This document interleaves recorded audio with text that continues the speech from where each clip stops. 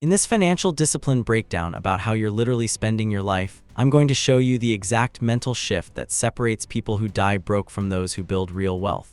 Right now, you're not buying things with money. You're buying them with pieces of your life. Every purchase is a trade hours of your existence for an object that won't remember you existed.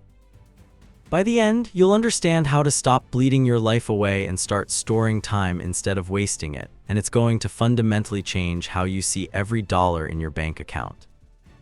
Think about your last purchase. Didn't matter if it was coffee or a car, you swiped. Money moved, transaction done. But here's what actually happened that you didn't see. Somewhere a clock counted down, not the one on your phone, the one measuring your finite existence on this planet. You just traded hours you worked, hours you'll never get back, for something that'll be forgotten in a month. Most people spend their entire lives in this cycle without ever waking up to what's really happening. They check their bank account, see a number, think they're looking at money. They're not. They're looking at stored life energy. 40 hours of their heartbeat, 10 hours of their focus, 300 hours of their potential, all sitting there waiting to be converted back into more life or drained into nothing. Your salary isn't $25 an hour. It's not $50,000 a year. Those numbers lie. What you're actually earning is measured in a different currency entirely, the currency of mortality. Let's break down what's really happening when you work. Say you earn $3,000 a month. Seems straightforward, but how many hours did you trade for that? Not just the 40 you clocked in. Count the commute, 2 hours daily, 10 hours weekly. Count the preparation, getting ready, decompressing after, another 5 hours. Count the mental energy spent worrying about deadlines at midnight, another 3. Your 40-hour week just became 58 hours, and that $3,000, you didn't earn it in a month of work. You earned it by giving up 232 hours of your one and only life. Do the math. 3,000 divided by 232. Your real hourly wage isn't what's on your paycheck. It's $12.93. Every single hour of your existence traded at a discount you never agreed to see. Now here's where it gets brutal. You bought a $600 phone last month. Felt like $600. But in reality, you traded 46 hours of your life, almost 6 full days of your heartbeat, for a device you'll replace in 2 years when the screen cracks and the battery dies.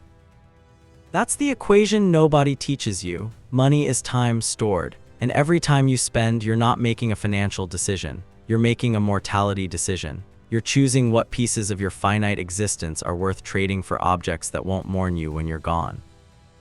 Here's the part that should keep you awake tonight. When you trade your life hours for products, you're not just losing time, you're transferring your mortality to someone else. You're making corporations immortal while your own clock counts down. Think about it, that streaming subscription.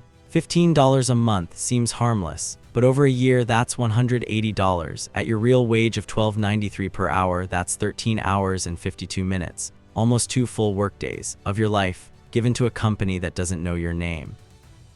Scale that over 10 years, $1,800, 139 hours, almost 6 full days of your existence handed over for shows you barely remember watching. But here's what really happens to that money. It doesn't disappear, it becomes capital. Stock value, executive bonuses, shareholder dividends. You traded 6 days of your life and they turned it into permanent wealth. They stored your time. They built immortality with the hours you bled. You worked, they profited. You aged, they accumulated. You gave pieces of your finite life, they bought infinity. This is the hidden architecture of the financial system. Your mortality powers their eternity. Every purchase is a transaction where you lose twice, once by giving up time to earn money, and again by trading that stored time for objects designed to break so you'll trade more life later.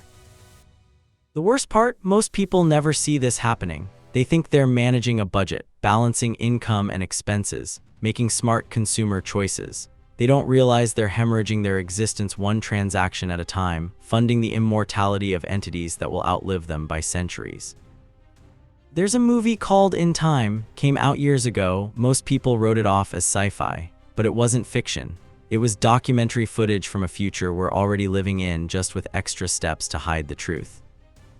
In that world, time is literally currency. You earn hours by working. You spend hours to buy coffee. Your life clock is visible on your arm. When it hits 0, you die. Rich people have centuries stored. Poor people have days. The system is designed so most people die young while a few live forever. Sound familiar? Because that's exactly what's happening right now in your bank account, except your life clock is invisible. It's counting down somewhere you can't see it. and the system is designed so you never connect the dots between the money you spend and the life you're losing. In the movie, when someone buys a cup of coffee for 4 minutes, they watch 4 minutes drain from their arm. Immediate, visceral, undeniable. You see the cost in mortality, not dollars, not cents, life itself. But in our world, you swipe a card, number goes down, coffee goes in, you never see the hours bleeding away, you never feel the life you just traded. The transaction is clean, sanitized, disconnected from the existential horror of what just happened. That disconnect is the trap. If you had a clock on your arm showing years, months, days, hours, and you watched it drain every time you bought something, how many purchases would you make differently? How many subscriptions would you cancel if you saw them eating days off your life in real time? The truth is, you do have that clock. It's called your remaining lifespan. You just can't see it, and the financial system profits from your blindness. As long as you think in dollars instead of days, you'll keep trading your mortality for their profit margins. So here's the protocol that changes everything. It's not complicated, but it requires you to see what you've been trained to ignore. Step 1, calculate your real hourly wage, not the number on your paycheck, the actual cost of your time. Add every hour related to work, commute, preparation, recovery, stress. Divide your monthly take-home pay by total hours. That's your real wage. Write it down, tape it to your wall. This number is your mortality exchange rate.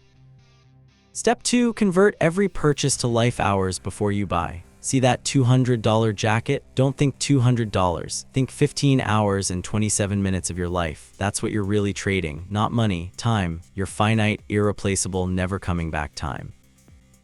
Ask yourself, is this jacket worth 15 hours of my life? Would I trade 15 hours of my remaining existence for this? Be honest. If the answer is no, walk away. You just saved 15 hours of your life. Step 3, track 1 week of purchases in life hours. Every coffee, every lunch, every random online order. Convert each one to hours worked using your real wage. At the end of the week, add them up. You'll see the total hours of your life you traded, not for financial freedom, not for stored time, for consumption that's already forgot. Most people who do this exercise see 30 to 40 hours traded in a single week. That's an entire day of existence. Gone for items they can't even remember buying by Friday. Step 4, redirect leaked life energy. Those 40 hours you would have spent, convert them into stored time instead. That's what savings actually is. Not dollars accumulating, time accumulating. Life energy stored for future use instead of drained for present consumption. Every dollar saved is time you get to keep. Every dollar invested is time that multiplies. Every dollar spent is time that disappears forever. Let me show you what this looks like in real life. Marcus, 29 years old, service technician, earns $42,000 annually. Lives in Phoenix with his girlfriend, no kids, been working since he was 22. 7 years of trading time. Marcus used to check his bank account every morning around 6:30. See the balance. Feel either relief or dread depending on the number. Never thought about what that number actually represented, just saw dollars. Then one day, Marcus did the math. His real hourly wage after commute and preparation time, $14.67 per hour. He looked at his checking account, $1,800 sitting there, converted it, 122 hours and 83 minutes, 5 full days of his life stored and waiting. But here's what shook him. He checked his credit card statement. Subscriptions he forgot about, $97 monthly, 6 hours and 61 minutes of his life every month, 79 hours annually, more than 3 full days of his existence handed to services he didn't use. Marcus sat at his kitchen table on a Tuesday night, 11:45, and did something most people never do. He calculated every purchase from the last month in life hours. Takeout lunches, 17 hours. Weekend drinks, 9 hours. New gaming headset, 14 hours. Random Amazon orders, 11 hours. 51 hours total, more than an entire week of his life. Gone, traded for items he couldn't remember enjoying by the time he tallied them up. His girlfriend asked what was wrong. Marcus showed her the numbers, not in dollars, in hours, days, pieces of his life he'd never get back. She looked at her own spending. Same pattern. Together, they'd traded almost 90 hours that month, 3 3/4 days of their combined existence, for consumption they barely remembered. Day 8 of tracking life hours, Marcus changed his spending protocol. Every purchase converted to time before swiping. That $75 dinner, 5 hours and 11 minutes. That new jacket, 9 hours and 44 minutes. That concert ticket, 12 hours and 18 minutes. Some purchases still made sense. That concert, 12 hours of life for 4 hours of experience he'd remember for years, worth it. But that jacket he'd wear twice, 9 hours of his existence for fabric that sit in a closet, not worth it. 3 months later, Marcus had saved $2,100. But he didn't think of it as $2,000. He thought of it as 143 hours and 14 minutes of his life. Almost 6 full days he'd reclaimed from the consumption void. His coworker noticed. "You got a raise," Marcus smiled. "No, I just stopped trading my life for things I don't need, and now I'm storing time instead of bleeding it." Right now, this second, you're going to do something that changes your relationship with money forever. Grab your phone, open your banking app, look at your balance. See that number? Don't think dollars, think time. Calculate your real hourly wage, monthly take-home divided by actual hours worked, including everything. Got it? Now divide your bank balance by that wage. That's how many hours of your life are currently stored and waiting. Write it down, not the dollar amount, the hour amount. That's your real wealth, time you've earned and haven't spent yet. Now open your credit card statement. Look at last month's charges, every single one. Convert the biggest 5 to life hours. How many hours did you trade for those purchases? Add them up. That number you're looking at, that's how much of your life you gave away last month for consumption you probably don't remember. Here's your decision point. Your life clock is running right now, while you're watching this, while you're thinking about what I'm saying, while you're deciding whether to change or go back to unconscious spending. Every minute that passes is 60 seconds you'll never get back, and every dollar you spend without converting it to life hours first is time you're throwing away. Tomorrow morning, before you buy anything, convert it to hours. That coffee, those shoes, that subscription. Ask yourself, is this worth X hours of my one and only life? If yes, buy it knowing you're making a conscious mortality trade. If no, keep your time, store it, invest it. Let it multiply into more time instead of draining into nothing.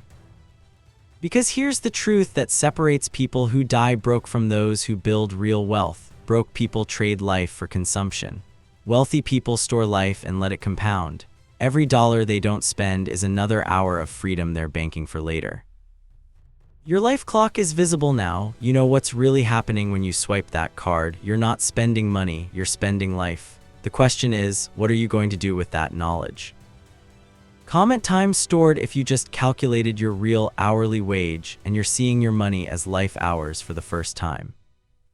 If you're the type who refuses to trade your entire existence for consumption you won't remember, the video on screen shows you how to build financial systems that protect your time instead of bleeding it. Like this video, share it with someone who's still unconscious about the life they're trading every day. Subscribe because every week I show you how to go from bleeding time to storing time through discipline. And drop in the comments what purchase are you about to skip because you just realized how many life hours it actually costs. Let's store time together.